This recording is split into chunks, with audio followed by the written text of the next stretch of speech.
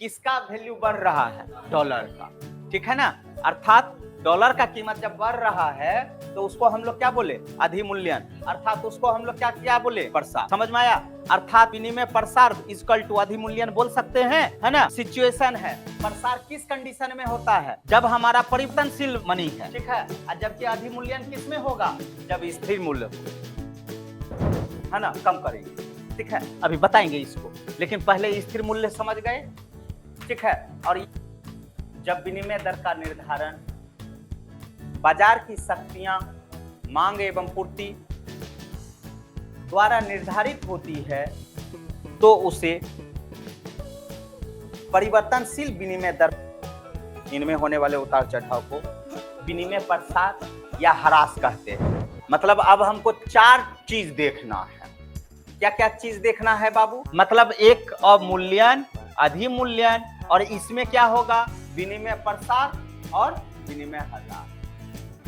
नहीं समझ में आया? अब सिंपल वे में लॉजिकली यहां समझ। यदि $1 बराबर हम क्या कर रहे हैं? 40, और अगला हम कर रहे हैं $1 बराबर 45। इसका मतलब क्या हम देख रहे हैं? 40, 45, 50 क्या हो रहा है? मेरा प्रसार हो रहा है, ठीक है। और प्रसार हो रहा है तो इस चीज को इधर हम लोग स्थिर वाला में क्या देख लिए? अधिमूल्यन, ठीक है।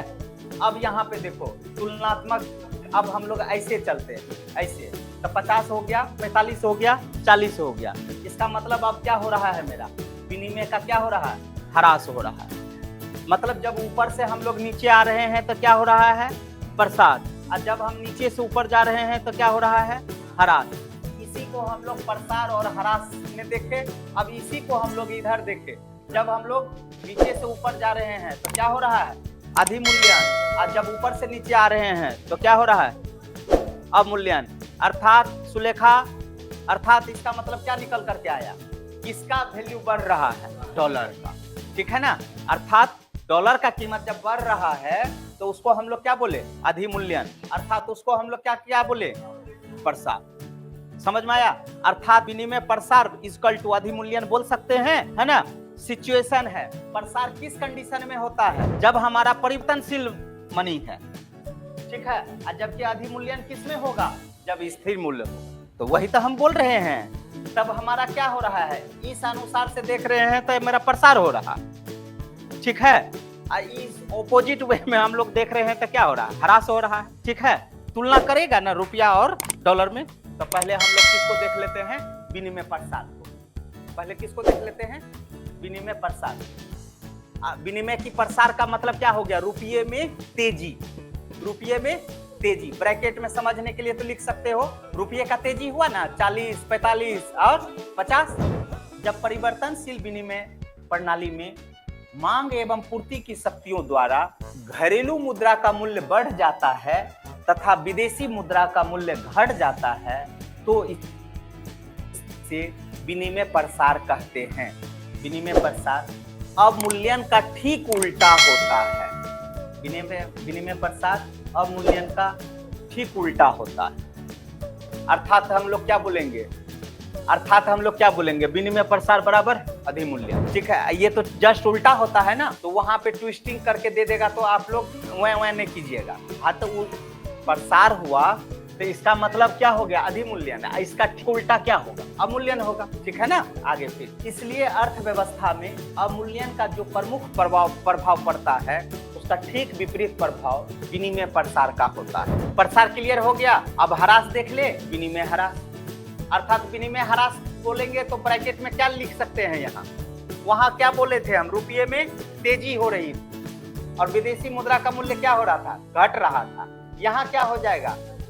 रुपये में कमी होगी, है ना, विदेशी मुद्रा में बढ़ जाएगा। प्रभाव विनिमय प्रसार का होता है। अब नेक्स्ट लिखिए विनिमय ह्रास। अब विनिमय ह्रास को ब्रैकेट में दे दीजिएगा क्या चीज? रुपये की कमी। वहां क्या हो रहा था? रुपये की तेजी, ठीक है ना। हाँ, परिवर्तनशील विनिमय